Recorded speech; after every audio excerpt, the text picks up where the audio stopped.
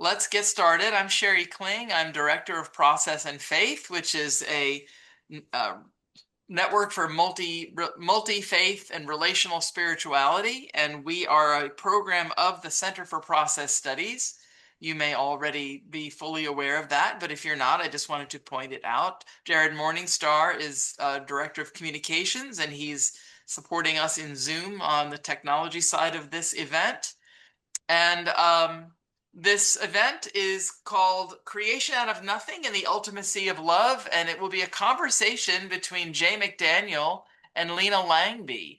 And so I'm going to first bring on Jay McDaniel, who many of you probably know pretty well. He is a professor emeritus of world religion at Hendrix College in Conway, Arkansas, and has written several books on relational thought. And also is curator of a wonderful website called Open Horizons, which has so many articles that are worth your time and attention. I recommend that highly to you, openhorizons.org. So Jay is going to introduce Lina for us, and I'll just go ahead and turn it over to you, Jay, and we'll have some time of some content and discussion between our speakers, and then we'll open it up for questions for you all attendees. Go ahead, Jay. All right. Well, hello to everybody, and really glad you're here. And I'm really delighted to have Lina Langby with us today. You may or may not know her, but you will after today, and for very good reasons. I first discovered her watching a podcast with Josh Patterson, as I recall. And she was talking about creation out of nothing and omnipotence and panpsychism and things like that. And I was just so impressed with her presentation. And I sensed, rightly or wrongly, some sympathies for creation out of nothing, which I have. And so I reached out and said, would you be willing to do a pop-up? And that's how this has emerged. I'll introduce you formally to her right now, read a little paragraph. Lina has a PhD. She's a philosopher of religion from Uppsala University in Sweden. Her research focuses on the connection between language and reality and how conceptions of God relate to worship worthiness. Her research on conceptions of God focuses on panentheism, process theism, pantheism, open theism, and classical theism. Her work includes God in the World, God's kenotic love power, a defense of relational theology and vulnerability in love, the Holy Spirit and kenotic loving power, the Holy Spirit as amipotence manifested, and the role of panentheism and pantheism for environmental well-being. She wrote a wonderful piece in an anthology by that Tom Ward sponsored, and it was on Lina, I think your phrase was, it wasn't love energy, but it was close to the Holy Spirit as something like love force or love power. I think that Love was the power, phrase. yeah. Love power. And I appreciated that because it spoke of the palpability of love. It's something we feel. It's a kind of energy. And I liked that about it. So we'll hear more from her in a second, but I told her I'd get things started with a couple of comments as to why we're together under this auspice. I myself have long wished for a more expansive process theology, a process theology that could be a welcoming space for people with more traditional sensibilities or just different sensibilities. And this emerged for me through experiences in China, where I've been many times teaching process thought there. And I realized that their whole way of appropriating it was quite different from what I knew as a liberal Protestant Christian. It also emerged for me because I have friends that are much more traditional than I, who nonetheless believe in relational love. And they use ideas like omnipotence and creation out of nothing and words like supernaturalism. They don't use them in senses that you would disapprove of. they use them in senses that are quite compatible with the theme of relational love. So I hope that I'm on a little campaign to expand process theology, make it more welcoming, and include people who use language like that. So 3 preliminary points to make before we go to Lina. The first is a technical process point. Many people who critique creation out of nothing critique it because it suggests that God has unilateral or one-sided power. But the fact of the matter is, in Whitehead's philosophy, there are ways in which God too has one-sided power, and I'll name them. One is that Whitehead speaks of a non-temporal side of God. He calls it the primordial nature of God, which orders the eternal objects, the pure potentialities, prior to the world. Now, prior to can be logically prior to or temporally prior to. We don't need to wrestle with that. But the point is, he speaks of it as a primordial decision on God's part, and that's the language he uses. And it really is independent of the world. Secondly, process people like to speak a lot of God working in the world and in our lives through what they call initial aims or fresh possibilities that we receive moment by moment that are contain a kind of energy of their own and that are the best possibilities for the situation at hand, to which we can respond. Well, the truth of the matter is we don't ask for those initial aims. They're given to us. Now, whatever circumstance we're in, they're adjusted to those circumstances, but they are gifts. They are pure grace. We don't have to merit them. They're going to be given to us. Seems to me that's a kind of unilateral decision as well. Third, Whitehead speaks of the consequent nature of God as weaving all that happens into a kind of beauty as best as is possible, an everlasting beauty. I don't think that we ask God to so weave. It's not something we demand. It's not a question of merit. It's something God does out of love. I could go on. Technically speaking, God provides the standpoint from which concrescences occur. There too, it seems like a unilateral decision. So the whole idea that God never acts unilaterally, I don't think is true to at least Whitehead's philosophy.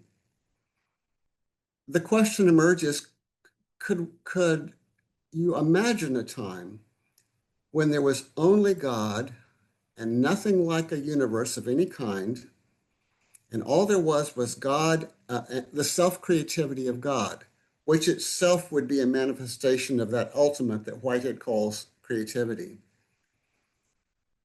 The straight answer to that is I have no idea. Maybe so, maybe not. But I do think it's not ridiculous to think that. It's not ridiculous. Let there be space for that. In all of those instances, the defining characteristic of God would be relational love. Everything I just said. So, if that's what it means to believe in creation out of nothing, let it be. And if omnipotence means amipotence, the sovereignty of relational love, let it be. And if supernaturalism has to do with just the miraculous, the amazing, the unexpected that can occur in life, the serendipity, let it be. Let there be a more expansive process thought. Second point is about language. There's technical meanings of creation out of nothing that you can find in theology and philosophy. But then there are the existential meanings, what the phrase actually means in people's lives and how it functions in their lives relative to other contexts. I think many people believe in creation out of nothing because they sense that it speaks to some kind of deep power, sovereignty that's more than them, from which things emerge and by which they hope things are supported. It's a metaphoric meaning. They don't get technical. They don't ask the questions, does it mean that God interrupts the laws of physics and chemistry? No, it just is a metaphor, a phrase they use to help them get through the day and make it through the night as best they can. Let it be. Final point is sociological. The process movement, and even more generally, the open and relational theology movement, has been important to many post-evangelical Christians. That is, Christians that grew up in evangelical settings, largely Protestant, imagined God as a bully in the sky, and then discovered open theism or process thought, and it provided an alternative. But Christianity is so much more than that. It's African Christianity, it's Asian Christianity, it's Orthodox Christianity, it's Catholic Christianity, it's Native American Christianity, it's Australian Christianity. There's so much more to Christianity than the liberal Protestant experience. If process thought has a future, and I hope it does, and if open and relational theology has a future, and I hope it does, it will have to become more expansive, more tolerant, more inclusive, more flexible, centered in the idea of relational love. No need to let that one go. Of love power, as Lina speaks of it. No need to let that go. But let's widen out. All right, Lina, that's why your work is so important to me. You take it. Thank you so much, Jay. Um, I'm very sympathetic to the project of expanding process thought. And I've come to realize that, I mean, I've been very inspired by process theology, but I have not necessarily accepted or bought everything about it.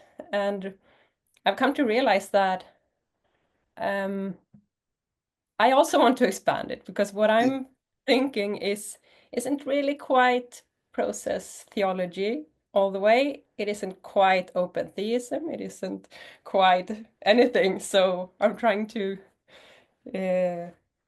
just explore. Okay, what happens if we start with the primacy of love? That's for me. I take that as the absolute starting point when contemplating the nature of God and God's relationship to creation. So God is first and foremost love, and we should understand all of God's attributes through this loving lens, so to speak. So, essentially, loving God must be essentially relational, and that is because love is essentially a relational process. So, love entails relations, change, effect, and time. And an immutable and timeless God cannot be loving in any way that we understand and know the word, the concept, the phenomenon of love. It would be, I think, meaningless to call such a God essentially loving, because only a relational God can be loving, and only an essentially relational God can be essentially loving. So with that conception, we get a relational theology. Not necessarily process theology yet, but just relational theology. But this does not mean that I advocate univocal language when speaking about God. I do not. I do, however, reject the equivocal way, where our words have no meaning or applicability at all when applied to God. And describing God, I think, as essentially loving without entailing anything that we ordinarily associate with love is to use the words equivocally. So that's what I'm rejecting. So love is a timely process that affects and changes the subjects. It makes you vulnerable, but it also, and I think this is really important, love transcends both time and space. Love strives, it has a telos. And I have a working definition of love as a relational process between subjects that affects them and always wants the other to flourish. But nevertheless, love transcends dimensions of time and space. It isn't bound by it, but it is still affected by time and space. And if God is love, we can never fully perceive or grasp it, but we can experience it, and we do. If God is love and the source from which love originates, then God transcends time and space, but is still affected by them, since love is an inherently relational process that affects the subjects and always wants the other to flourish. And as you know, and as Jay talked about in open and relational theology, particularly process theology, you often find the claim that God did not create the world ex nihilo, from nothing. And the reason behind this claim is often the belief that an essentially loving God must constantly relate to something that isn't God's self. So self-love in this thinking is insufficient to satisfy the essence of love as this relational process between at least two individuals. So open theists typically object to this and say that, well, God can indeed be relational within God's self because God is triune. Their counter-argument to this open theistic Trinitarian approach involves precisely the claim that relationships are timeful. They take place and exist in time. And the Trinity, without a timely creation, does not exist in time and therefore, according to this type of argument, cannot be conceptualized as a relationship at all. Now, I have made this or similar argument in the past, but I have now come to reconsider, or I think there's reason to doubt this counter argument. And the reason is precisely the multidimensional nature of love. Because love, I suggested, transcends both time and space. And if God is love, if love is the first and foremost characteristic of God, which we should understand all other divine attributes, then God transcends time and space. But I also said that love is still affected by time and space because love is a relational and intentional. It seeks and strives and wants the flourishing of the other. We can love across time and space. We can love those who have died. We can even love those who aren't yet born. But love isn't independent of time and space. And neither is God if God is love. Process theists, or process panentheists, as I prefer to call them, claim that God metaphysically and necessarily must relate to some kind of world. And the main reason for this is, or I think the main reason for process theists should be metaphysical. So God necessarily needs a world, and that world necessarily contains creative power of its own. And according to process panentheism, there is a symmetrical ontological dependence between God and a world. So metaphysically, God must have a world or relate to a world, and any kind of world metaphysically depends on God.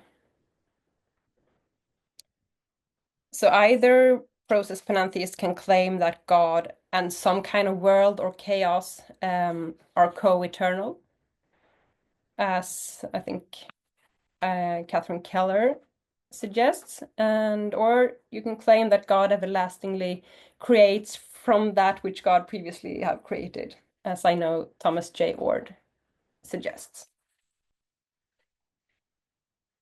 However, theists who want to, for different reasons, defend and maintain God's sovereignty and freedom to create can, I think, argue that this essentially loving God freely chose, but wasn't metaphysically forced to create, because the nature of love is such that it transcends physical space, which is the creation.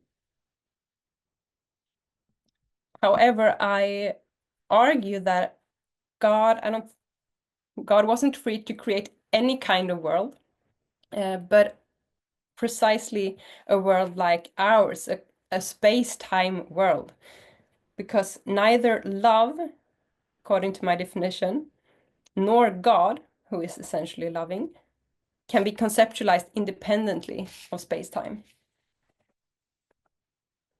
So an essentially loving God necessarily creates a world in and of time, because although love and God transcends physical reality, they cannot be conceived independently of it, if love is a relational process between subjects that always wants the other to flourish.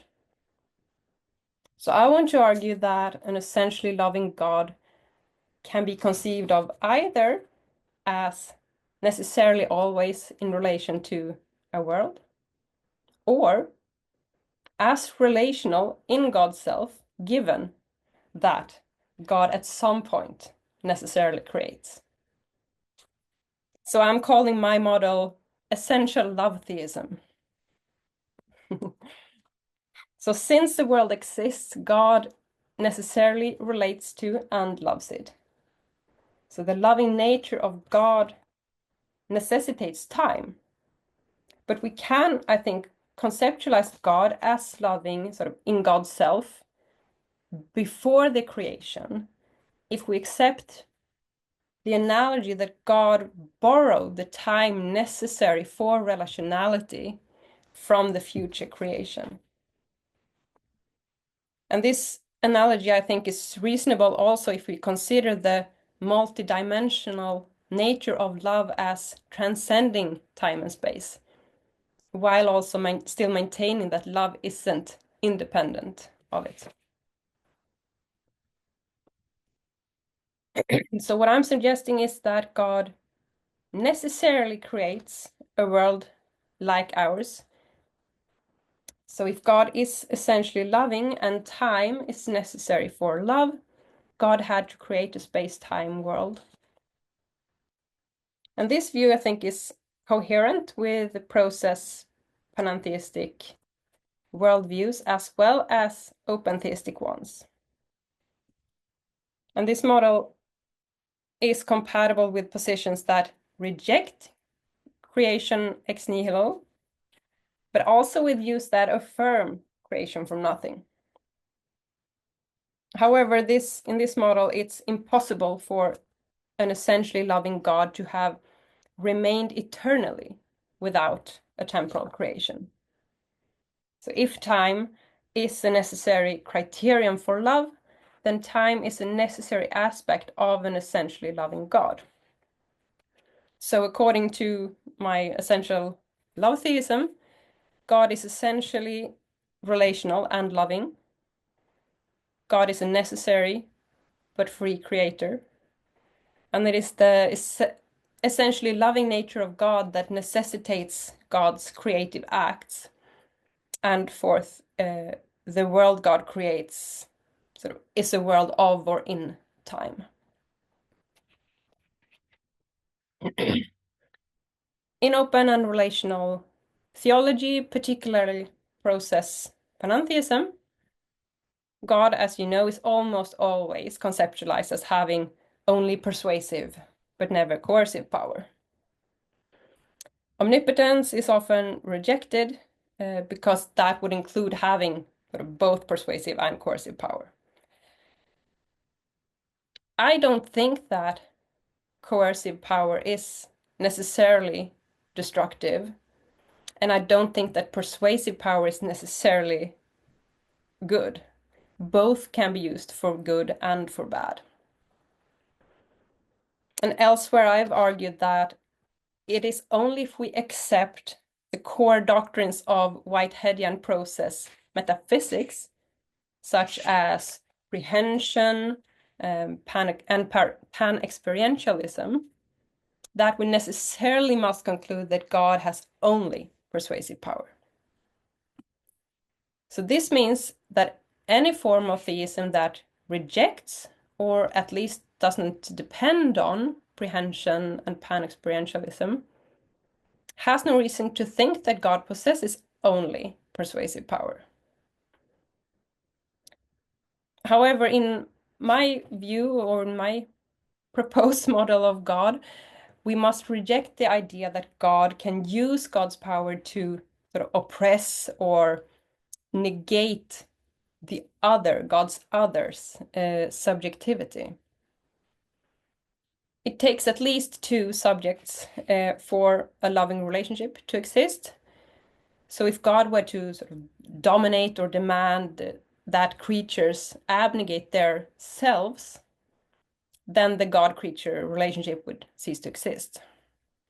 So the question when philosophizing over God's power and ability to intervene in reality is, I think, at which level it is relevant to speak of subjectivity, since it is the subjectivity of God's other that limits God's power. So to summarize, an essentially loving God must be, I think, considered amipotent, the word coined by Thomas J. Ord, which I like, and not omnipotent. So God's power is a love power, and it cannot be otherwise, cannot be anything else. An essentially loving God cannot dominate or oppress, but only express God's loving activity. And that, I think, is what the Holy Spirit does. I think it's a good way to understand God's power. It gives life, it sustains, it inspires, encourages, challenges, but in this positive, loving way. So a possible creation from nothing does not necessarily equal a dominant or oppressive God. If there were nothing but God, there would be nothing to dominate in the first place. But once something other than God exists or existed, this was already in a subjective relationship with God. So given that a loving relationship is characterized by the active will and intention to promote the other's well-being and thriving, that is necessarily what an essentially loving God would do. And this does not suggest a dominant or oppressive God, even if we accept the doctrine of creation from nothing. process metaphysics concludes that God can only exercise so-called persuasive power, but the reason for this has nothing to do with God being essentially loving. The reason for concluding that God possibly only has persuasive power is, I think, due to a number of metaphysical core claims entailed by process philosophy, such as prehension, the inherent relationality of everything, including God, and the essential self-determination of all actual entities. But if we reject one or several or all of those core claims, we have no reason to also reject the possibility for an essentially loving God to have created the world from nothing. So the nature of God, the nature of love is not the reason why God possibly only possesses persuasive power, but never coercive power, or unilateral power, or whatever you want to call it. If nothing in its sort of philosophical meaning exists, then God has nothing on which to exercise either coercive or persuasive power on.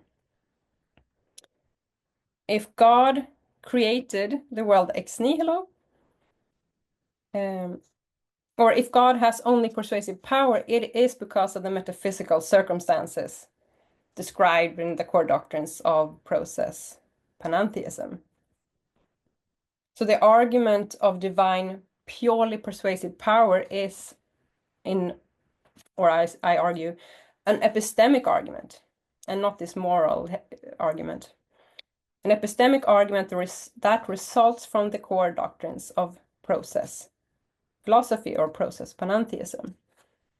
And the reason for the process God's purely persuasive power is not because of the nature of love. So I'm also trying to, like Jay, broaden. I want more people than only process theists to coherently be able to say, I believe in an essentially loving God, because I think that more people can do so. Thanks. Thank you, Lina. I think you offered about 16 ideas that I would like to ask questions about, but I won't do that because I know we want to hear from everybody and have a give and take. But I will ask for a little clarification on a couple of things. When you say that God transcends time and space, but creates time and space out of love, am I right there? But that's not my question. So just if I missed that one, I won't ask my question. Is that right? Yes, I said that since I said that love transcends time and space, and if God is Cool. love, That's yeah. fine. That's fine. That's fine. Can you say a little more about what you mean by transcend? That it cannot be reduced to. It isn't. It goes beyond, and I it is, got you. Yeah. yeah, something like that. No, I like that. I like that. I get that.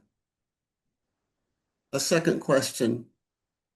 I didn't hear much emphasis, and maybe it was there, but I didn't hear much emphasis on what Whitehead would have called the consequent nature of God. And let me tell you why that's important to me, but to many people. There's a side of my own life that's Buddhist. And so when I think of compassion, when I think of love, I don't think only of acting in relation to others. I also think of receiving the presence of others in a loving way. Mhm. And a common term for that in our language is listening. So when you really listen to someone, you're affected by them, and they know that. And the listening itself is a form of love, but it's not in any way it's not acting in an overt way, either persuasively or coercively, neither one. It's an act of receptivity. Mm. And that's why I think in Whitehead's philosophy, the consequent nature of God is so important. It's to say that there is at the heart of the universe a kind of receptacle or a kind of deep receptivity, a deep listening. That's the phrase I use, a deep listening everywhere that receives things empathically. Uh, Again, that's neither persuasion nor coercion.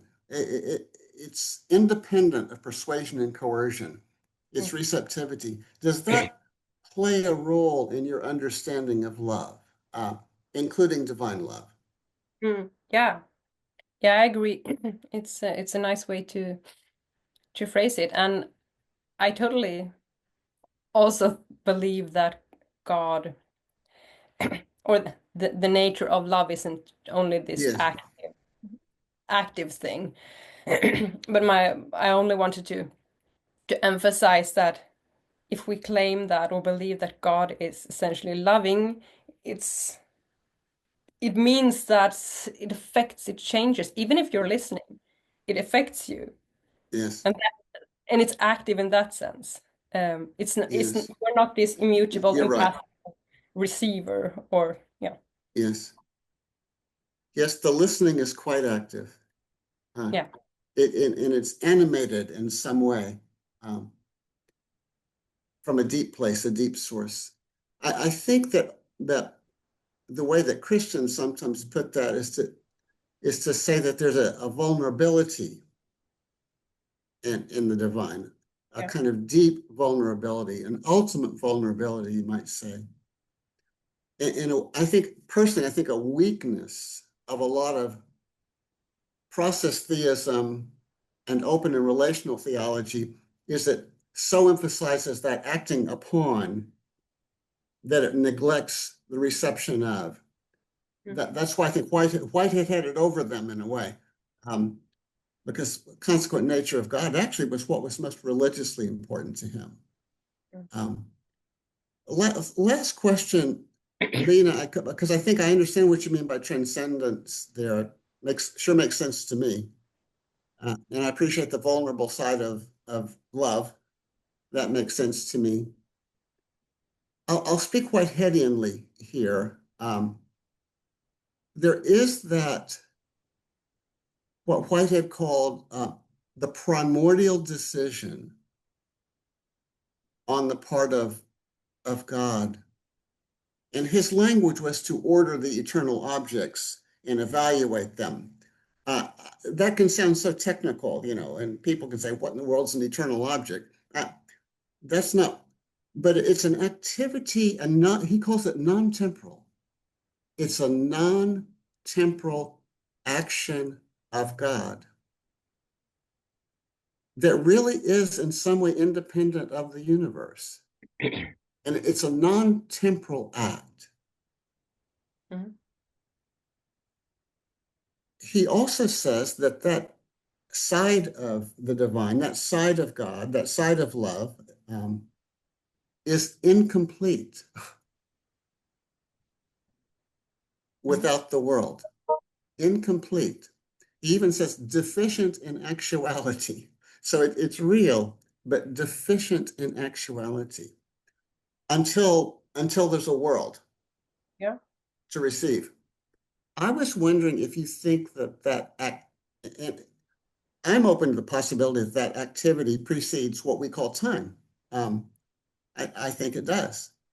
In which case, that would cohere with what you're saying. I think Yeah. very much so. I'm also wondering, do you think that that act is an act of love? Yes. There's not a universe yet. Is it Yeah, nonetheless but an act of love? that's why I'm trying to to find ways of or making analogies or to make sense of of this. As I said, that God sort of borrowed, Mm. whatever you want to phrase, however you want to phrase it, borrow the time or relationality necessary. Say it one more time, please. One more time. That God borrowed the time or the relationality necessary for sort of God to complete or God's essence as That's so nice. relational Yeah. from the not yet creation. Oh, that's great. Oh, that's wonderful. That's beautiful. And that would be the whole reason for that is to complete the nature of love. Oh, So yeah, it that's would, great. in my mind, be a loving act. Yeah. Yeah. So in a sense, then, would that be to say, Lina, that the future also transcends God? If God had to borrow that in a way from the future, wouldn't that mean that the future too is more than God? Um, I wouldn't say more than God. Once something existed and is or was some kind of subject in a relationship with God, then we have the relationship, and then God cannot go in and dominate Right. or um, so I'm not really sure about the future because that would still entail the subjects. Well, yeah, I'll close with this. If you imagine God as kind of like the mind of the universe, just try it on.